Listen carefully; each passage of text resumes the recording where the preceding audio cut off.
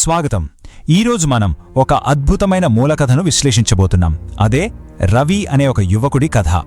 పదే పదే ఎదురయ్యే వైఫల్యాలను ఎలా అధిగమించాలి, ఎన్నిసార్లు కింద పడ్డా సరే పట్టుదలతో ఎలా ముందుకు సాగాలి అనే విషయాలను ఈ కథ ద్వారా మనం చాలా స్పష్టంగా తెలుసుకోబోతున్నాం. ముఖ్యంగా నిరాశను జయించి సక్సెస్ సాధించడానికి అవసరమైన ప్రాక్టికల్ స్టెప్స్ ఏమిటో చూద్దాం. అయితే అసలు కథలోకి వెళ్లే ముందు ఒక్కసారి ఈ విషయం గురించి ఆలోచిద్దాం. అద్భుతమైన విజయానికి కేవలం అడుగు దూరంలో ఉన్నప్పుడు సరిగ్గా ఆ చివరి క్షణంలో చాలామంది తమ లక్ష్యాలను ఎందుకు వదిలేస్తుంటారు? నిజానికి మనం చేస్తున్న పనిలో ఎంత కాలానికి ఎలాంటి ప్రోగ్రెస్ కనిపించినప్పుడు ఒక బ్రేకింగ్ పాయింట్ వచ్చేస్తుంది కదా. సరిగ్గా ఆ మానసిక స్థితిని ఈ కథ ద్వారా డీకోడ్ చేద్దాం. మొదటి భాగం శిల్పి సందిగ్ధత. రవి గొప్ప లక్ష్యం. ఒక చిన్న గ్రామంలో రవి అనే ఒక యువకుడు ఉండేవాడు. అతని పని రోజు పెద్ద పెద్ద రాళ్లను కొట్టి చిన్నవిగా మార్చడం. కాని అతని మనసులో మాత్రం ఏదో గొప్ప సాధించాలనే ఒక పెద్ద కల ఉండేది. ఒకరోజు ఒక భారీ రాయిని చూసి ఆ కఠినమైన రాయిని చెక్కి ఒక అద్భుతమైన విగ్రహంగా మార్చాలనే ఒక బలమైన లక్ష్యాన్ని ఫిక్స్ చేసుకున్నాడు. కానే అది అంత సులభం కాదు కదా. ఆ భారీ రాయిని విగ్రహంగా మార్చే క్రమంలో రోజులు గడిచాయి. ఆ తర్వాత నెలలు గడిచాయి. చూస్తుండగానే సంవత్సరాలు కూడా గడిచిపోయాయి. కాని ఆశ్చర్యమేమిటంటే నిరంతరం కొడుతున్నా సరే ఆ రాయిలో ఎలాంటి మార్పు రాలేదు. పెద్ద పెద్ద లక్ష్యాలను చేరుకునే ప్రయాణంలో శ్రమ ఎక్కువగా ఉండి రిజల్ట్ జీరోగా కనిపించే రియాలిటీకి ఇది అద్దం పడుతోంది. రెండవ భాగం సందేహాలను అధిగమించడం. జనాల మాటలు. మనం ఎంత కష్టపడుతున్నా రిజల్ట్ కంటికి కనిపించినప్పుడు బయటి వ్యక్తుల నుండి వచ్చే ప్రెషర్ ఎలా ఉంటుందో ఇక్కడ మనం గమనించాలి. ఒకవైపు గ్రామస్తులేమంటున్నారంటే, వీడికి పిచ్చి పట్టింది, అనవసరంగా సమయాన్ని వృధా చేసుకుంటున్నాడు, ఈ కష్టమంతా వేస్ట్ అని ఎగతాళి చేయడం మొదలుపెట్టారు. కాని రవి విజన్ వేరు. అతని దృష్టిలో ఆ కఠినమైన రాయి లోపల ఒక అందమైన విగ్రహం ఎప్పుడెప్పుడు బయటపడదామా అని ఎదురుచూస్తోంది. బయటి ప్రపంచం చేసే ఎగతాళికి మన అంతర్గత లక్ష్యానికి మధ్య జరిగే సంఘర్షణకు ఇదొక పర్ఫెక్ట్ ఎగ్జాంపుల్. మూడవ భాగం బ్రేకింగ్ పాయింట్. నిరాశ్రయ స్థితి. ఇప్పుడు కథ ఒక కీలకమైన దశకు చేరుకుంది. సంవత్సరాల తరబడి శ్రమించినా రిజల్ట్ లేకపోవడం, దానికి తోడు చుట్టుపక్కల వాళ్ల ఎగతాళి, ఇవన్నీ కలిసి రవి మనసును విరిచేశాయి. ఇక నా వల్ల కాదు, ఎంత కష్టపడ్డా లాభం లేదు అని తీవ్ర నిరాశకు గురై ఆ పనిని పూర్తిగా వదిలేయాలనుకునే బ్రేకింగ్ పాయింట్కు వచ్చేశాడు.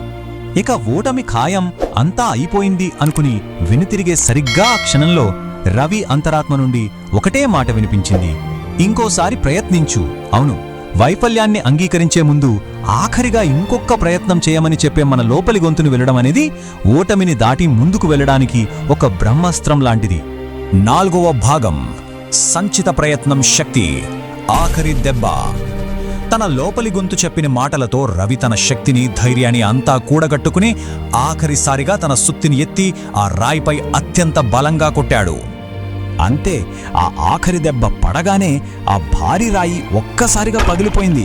అందులో దాగి ఉన్న అద్భుతమైన విగ్రహం కనువిందు చేస్తూ బయటపడింది. ఎగతాళి చేసిన వాళ్లంతా షాక్ అయ్యారు.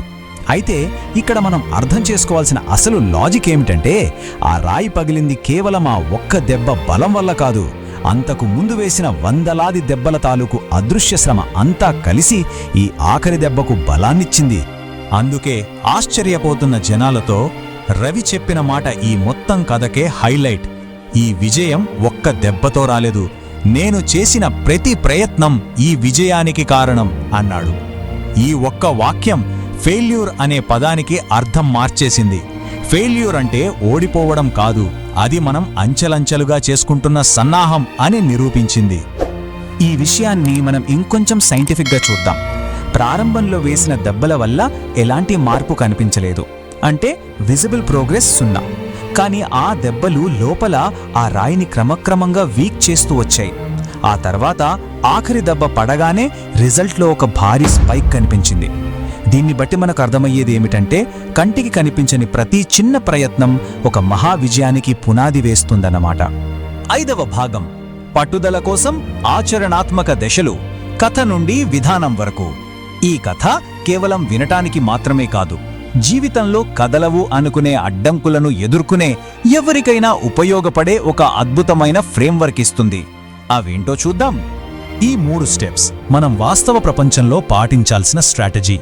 మొదటి స్టెప్ రిజల్ట్తో సంబంధం లేకుండా ప్రతిరోజు నిరంతర ప్రయత్నం చేయడం. రెండవ స్టెప్ పక్కవాళ్లు చేసే ఎగతాళిని, వారి నెగటివ్ కామెంట్స్ని పూర్తిగా ఇగ్నోర్ చేయడం. ఇక మూడవది, అంతా అయిపోయింది, ఓటమి ఖాయమనిపించినప్పుడు కూడా ఇంకొక్కసారి ట్రై చేయి అని చెప్పే మన లోపలి గొంతును నమ్మడం. పదే పదే ఫెయిల్ అవుతున్నామని అనిపించినప్పుడు కూడా పట్టుదలతో నిలబడటానికి ఇదే సరైన మార్గం. చివరగా ఈ మాట గురించి ఒక్కసారి లోతుగా ఆలోచించండి. మనం వేసే తదుపరి దెబ్బే ఆ అడ్డంకిని ముక్కలు చేసేది కావచ్చు. మరి ఆ సుత్తిని ఎత్తడానికి మనం సిద్ధంగా ఉన్నామా? కనిపించని ప్రోగ్రెస్ను నమ్మి ఎన్నిసార్లు ఫెయిల్ అయినా ఆగిపోకుండా ఉండే ఆ లాస్ట్ స్ట్రైక్, ఆ ఆఖరి ప్రయత్నమే మొత్తం ఆటను మార్చేస్తుంది. ఆ పట్టుదలతోనే మనం ముందుకు సాగాలి.